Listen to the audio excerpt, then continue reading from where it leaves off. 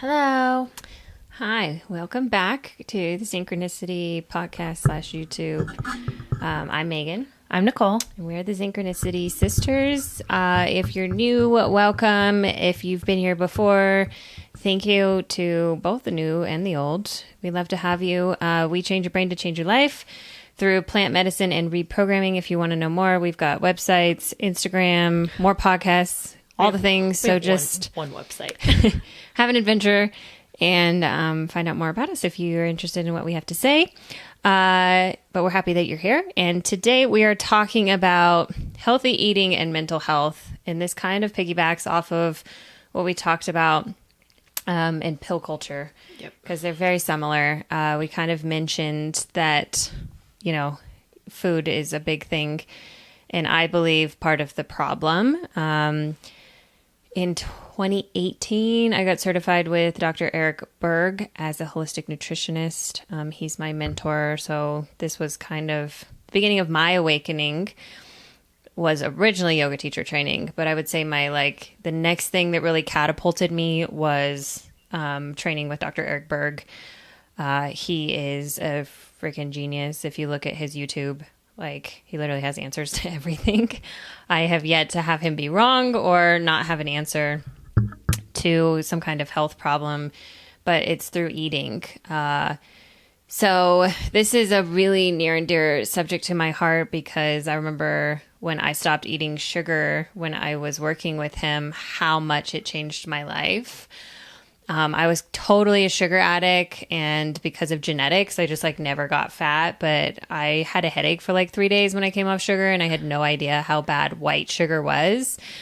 Not only is it a carcinogen, but it basically acts like cocaine on your brain. Heart disease, pretty much all disease is caused by if it's what you're eating and not fussing, then it's sugar. It's basically like the antichrist of food. The Christ of food would be cruciferous vegetables. They are the God vegetable. So, broccoli, things like that are highly, highly good for you. But, all mental health crises comes back to eating. And if you don't have proper nutrition in your diet, good luck even looking at mental health. Your first line of defense should be, your first line of defense ought to be food. What are you eating? What are you putting in your body? Number one question. Well, yeah, you go to the doctor and they don't ask you what you eat. Of course not. Or how much you're sleeping. Or how much sugar you're eating. Or who you're having sex with. Or how you communicate. Or they'll ask you how much alcohol you're drinking, but they don't ask you how much sugar you're eating. And how many cigarettes you smoke. Yeah. Well, they do ask you if you smoke. I do remember that. They do ask you if you smoke. Smoke and drink. Those are the two things they worry about. But it's not have you eaten 10 Snickers bars today? Well, and I think it's really fascinating, and I've had this conversation with many people, carbohydrates and sugar are the same thing. I will argue with people, they're there's complex carbs and there's blah, blah, blah carbs. And I'm okay, I understand that. But when the body breaks it down, yes. Carbohydrates break down as sugar, period. That is how it molecularly works. Yes. And so you can sit there and say that, there's a complex and there's a micro and a macro carb and all of this hula, they're sugar. It's sugar. Hoopla. Whether I know I said it wrong, but it's okay. Whether you're consuming it in a Coke or you're eating a tortilla, it's still sugar. That's how it processes in the body. The body doesn't know the difference. Whether it's refined sugar, cane sugar, complex, not complex. It doesn't know. It just knows it as sugar. That's how the body breaks it down and stores it and burns it. And part of our coaching is to figure out there's 4 body types, right? Estrogen body types are what I'm shaped like. We're not really that athletic. We're we can do sports and things, but we're not naturally fast twitch muscle, right? We have longer periods. We have small waists, big hips. That's an estrogen body type. It's a very feminine body type. Only women can be estrogen body types. Then we have adrenal body types, which is what Nicole is, fast twitch muscle, higher muscle mass. The adrenals are the main issue in the body. Estrogen is the main issue in the estrogen body type, estrogen dominance, which is also a problem in men, but we won't get too far into that. The adrenal body types is the adrenals. The adrenals make hormones. Vitamin D is a hormone, in case anyone was wondering. Take your vitamin D. Anyway, there's liver body types, which is big gut, skinny legs. Most men have liver body types. It's that like really bloated stomach. It really almost taut skin. Yeah, like, you know, kind of. Anyway, then there's the thyroid body type, and that is usually like thinning hair. Their skin is kind of almost like there's no elasticity left in it. They usually age faster. Yeah. But anyway, those are the four main body types. And if you figure out, there's also a fifth, pancreas, but I think the majority of Americans have a pancreas body type because they eat so much sugar. And that's why diabetes is so big right now. But it's not one of the main ones that Dr. Berg taught us or that I go off of. But it's figuring out what the weakness is in your body. So with like estrogen body types, and we actually have a podcast on each of these body types. So go back into our original season and you can find your body type and figure it out. I go through all of them.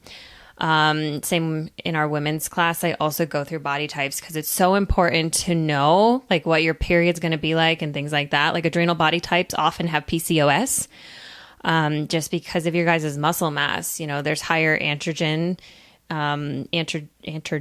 in women that have adrenal body types. So that's something to watch out for, right? Because they're going to have a harder time getting pregnant than estrogen body types, and you can balance that with diet. So my point of saying all this is that it's really important for your mental health to know what the weakness is in your body. Because if I'm eating things like soy that turns into estrogen in the body, you know, things that make dairy, yeah, that make my estrogen dominance, I go straight into inflammation.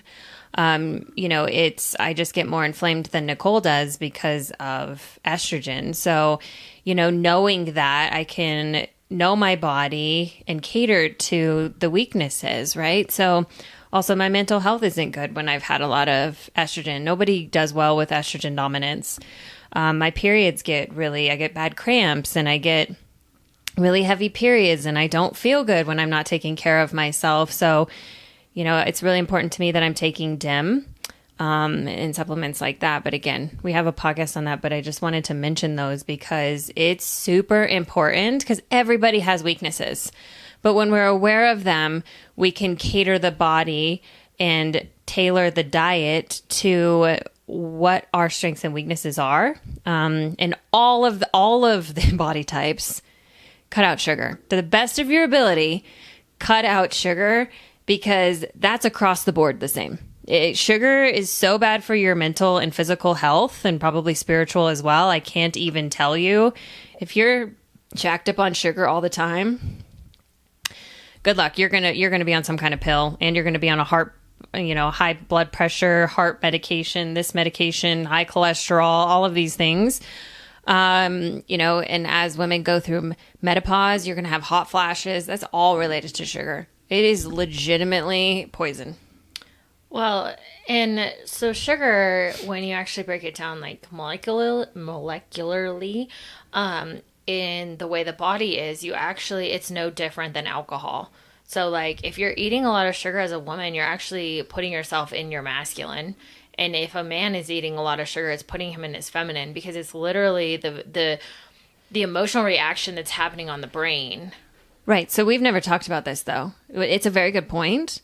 But what Nicole is saying is when men use mind-altering chemicals, yes, which is sugar is one of them, they turn feminine. Alcohol, drugs, sugar, and feminine's the opposite. When women use mind-altering chemicals, they go masculine.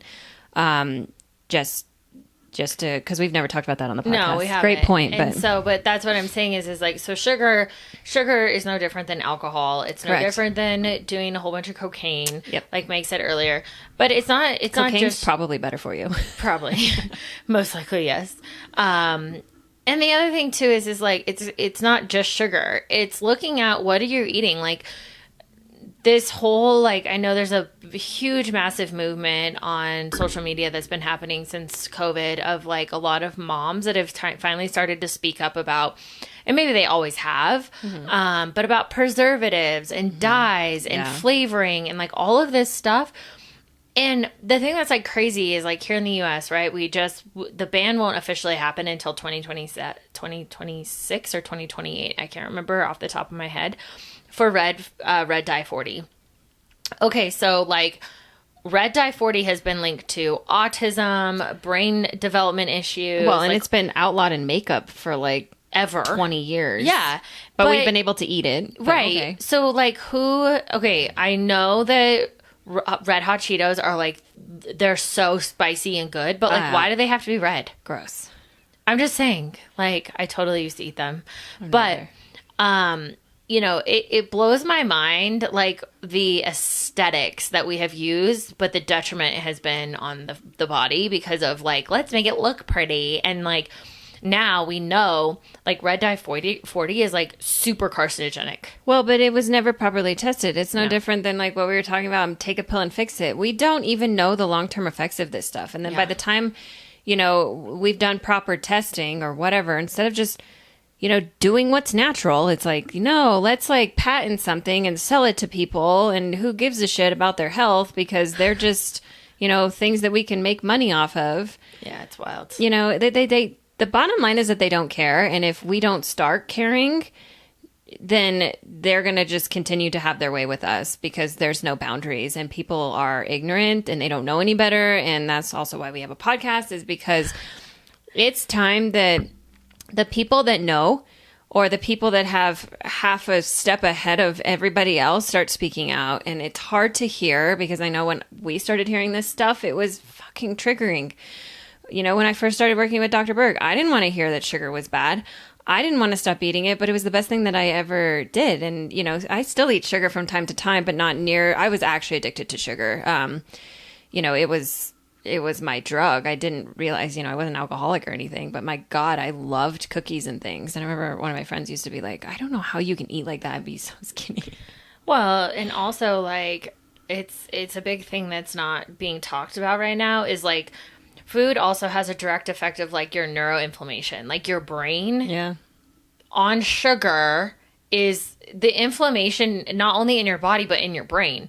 So like, you know, if you're not eating well and you have neuroinflammation, obviously your mental health is going to be directly related because you're going to, I mean, and I'm sure anybody listening to this will be able to relate to what I'm about to say. So we've all had the sugar high. Like we've seen the child, right? Bouncing off the fucking walls or just feeling like you almost can't like see straight. It's being on drugs. Yeah. You're literally on drugs. I mean, like bottom line, you're almost like hallucinating. You're just like, my head hurts, or like you're overwhelmed, you're anxious. Like all these things are happening. And then it's like all of a sudden you like start to come down off of it and you like almost immediately feel like shit.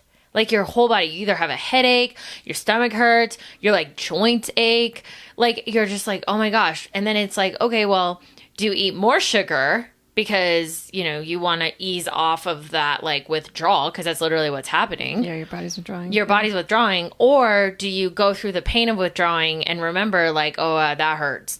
But that's exactly like what's happening in the brain. Like when you detox the brain off sugar, it automatically guarantees that it's going to increase your mental health in a positive aspect. Oh, for sure. Because you're taking your body off of it. You're going to feel better about yourself. You know, it's like the same thing with like working out. Like so many people will come to us and they're like, I don't move my body. And we're like, okay, first things first, like maybe go for a walk, go outside.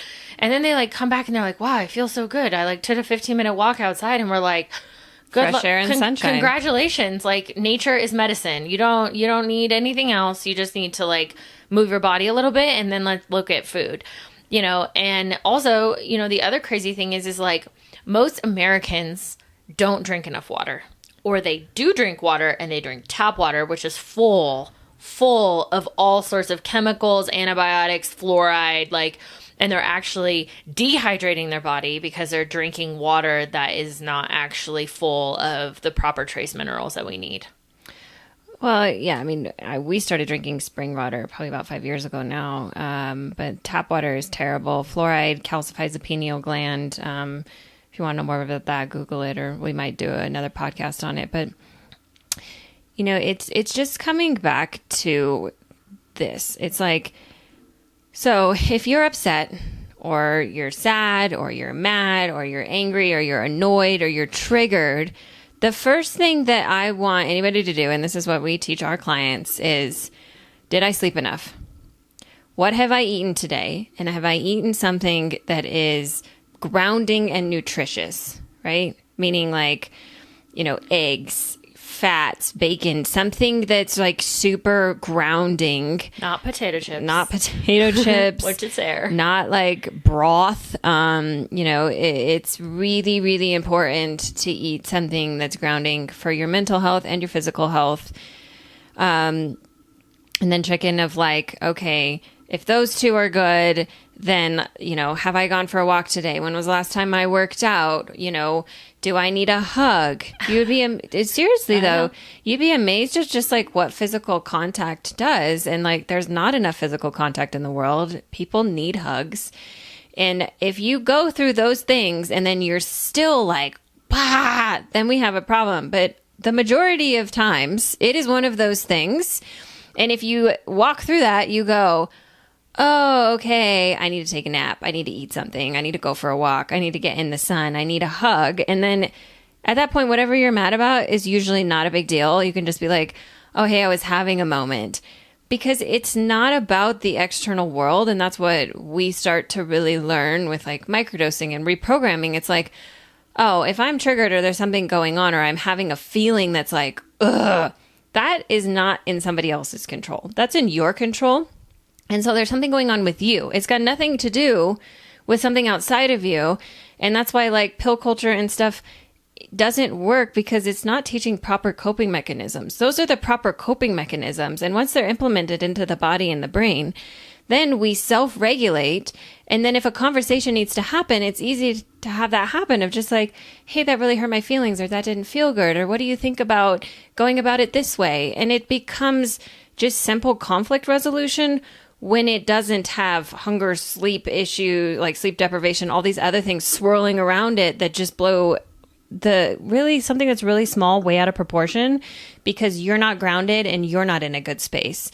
And so the point of eating healthy and looking at your sleep and looking at your movement and mental health is that is the key. That legitimately is the key. If we took care of those things and those were a priority in the human race, we wouldn't have the issues that we have in today's mental health. And then if you put like psychedelics and the connection to spirit, God, whatever you want to call it, on top of that, we would evolve as a species.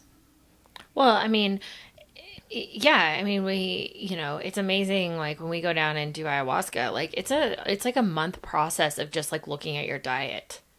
Like if you want to go down and work in heavy plant medicine, and when I say go down, like we go down to Mexico and work with our shamans, but like you have to prep for extensive period of time, not like crazy, but it's like 2 weeks of really like looking like there's no sugar, there's no certain spices, there's no salt, like it's a lot, but no TV, no scrolling, no sex. It's actually genuinely being like, wow, my mental health, like I have to be almost in a container for the 2 weeks so that when I go and sit in plant medicine, I am as mentally prepared physically, emotionally, and emotionally, and mentally to be able to go and do this. And then they say it like post.